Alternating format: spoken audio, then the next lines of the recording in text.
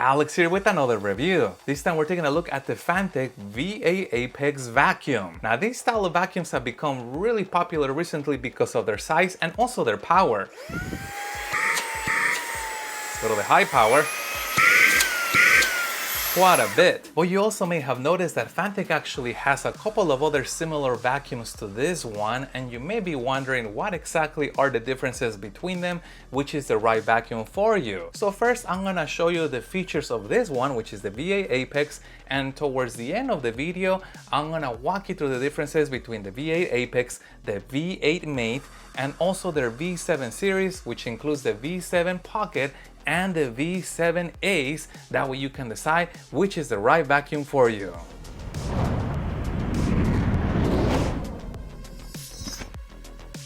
And as always, I have placed a link in the description down below to this system in case you want to get one for yourself. And here's the slim V8 Apex, and this is a fairly light vacuum, but it does feel very nice and solid. It's also fairly easy to operate. This turns it on, and this one changes the speed. And if I wanted to empty the catch compartment, they actually have a two-part release mechanism. First this portion right here, and then this push button. Now this opens up so I can empty that out. Now this is a great idea because it provides additional support to this button to have this secondary latch. It also features a HEPA rated filter, which is serviceable. So notice how I can unlock that by turning. And the advantage of this being serviceable is that this can be taken out in this way. Then this whole thing can be cleaned and washed. That way you don't have to spend money buying filter replacements. Once the whole thing is dry, it can be placed back on the vacuum, and then again just aligning those little dot with the little lock icon really closes the vacuum. Now the vacuum can be used right away just like that. However, they have included a ton of accessories, which in my opinion is what takes the vacuum to a whole new level. And they have a very nice snap on there, and that is going to be crucial to keep the suction all going directly towards the front of that accessory.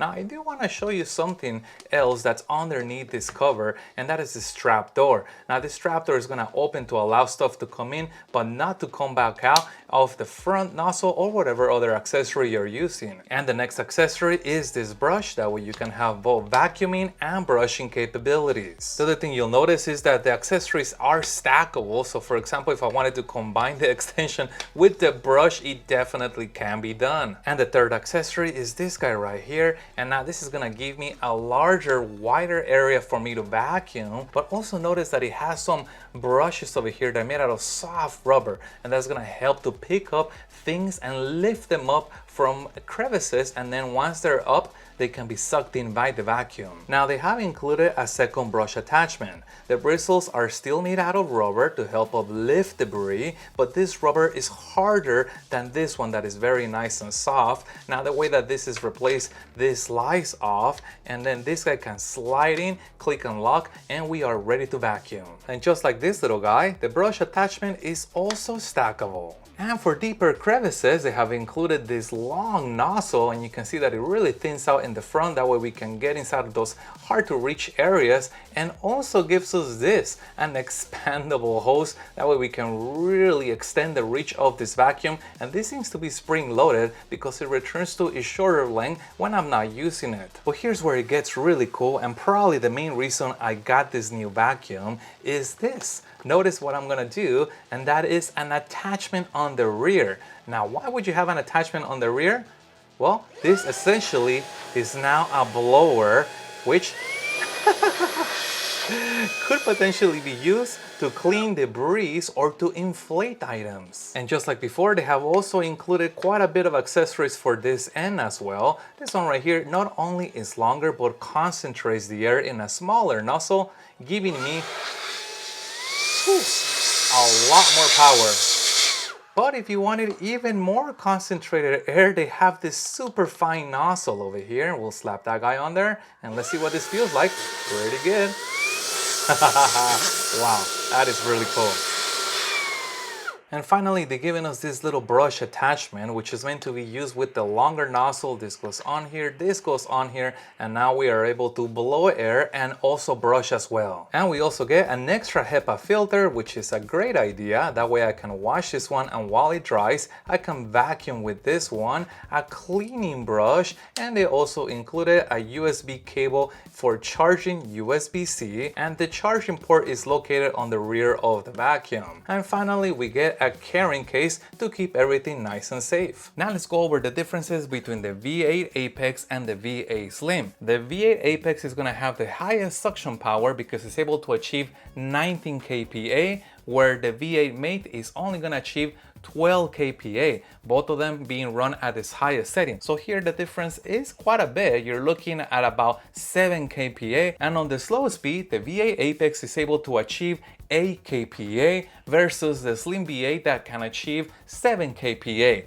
Now here the difference is very small, I think between 7 and 8, so it's not going to be as significant as the difference in top peak, where it was 19 kPa for the V8 Apex and 12 kPa for the Slim V8. And how long can you actually run the vacuum for? The V8 Apex is able to run for 40 minutes under the slow speed, or 13 minutes under their maximum speed where you get all that suction. And the Slim V8 is able to run for 30 minutes under their slow speed and 12 minutes under the maximum speed for maximum suction. Now, if you run both of them at high speed, the difference is kind of small. You only get 1 extra minute on the V8 Apex, where you get 12 minutes on the Slim V8. So if you're planning to run this at its maximum power, you're probably gonna get about the same time in between both, just a hair more on that V8 Apex. Moving over to the Slim V7, this one has a maximum suction capacity of 11 kPa, which is really a small difference compared to the Slim V8.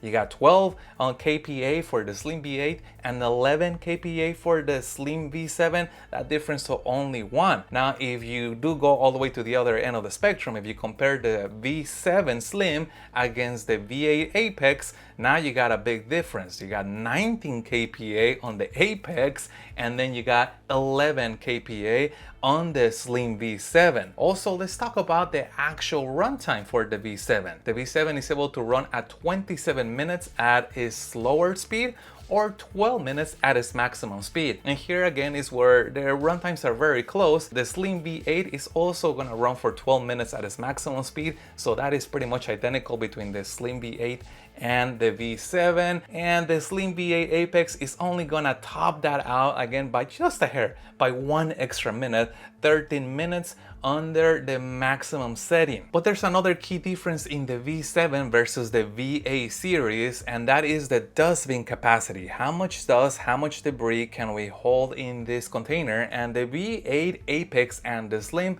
both have a fairly large dust container area with a capacity of 120 milliliters. Now the V7 has a capacity of 90 milliliters, so the capacity is a little bit less by about 30 milliliters.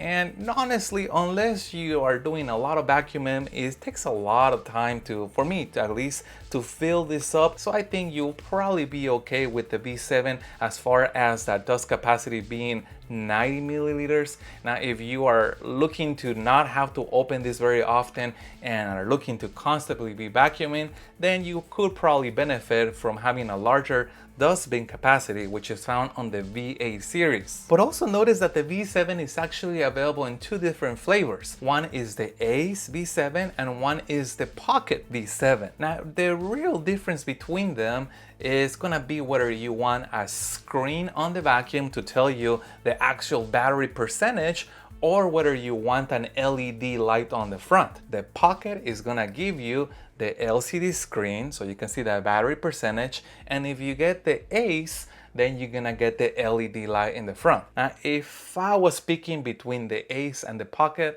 I kind of like the idea of having a light in the front versus the screen in here telling me the battery capacity. I mean, if you look at the V8 series, not even the V8 has a screen, and everything's indicated through this glow ring, so I'm okay not having a screen. So I think for me, if I was speaking on the V7 series, I will probably pick the Ace for that LED light. Now, if you do want to know that exact battery capacity and you don't really plan to do any kind of vacuuming in a dark area, then yeah, I would say go for the one that has the LCD screen, which will be the Pocket one. Now, as far as charging time, that is actually fairly close in between all four of these vacuums. The V7 Ace and the Pocket and the Slim V8 have a charge time of about 2 hours. Now, the V8 Apex has a slightly larger battery, so because of that, the charge time is gonna be 2.5 hours versus 2 hours on the other one. In my opinion, not a significant difference, so I think all of them are roughly about the same in my opinion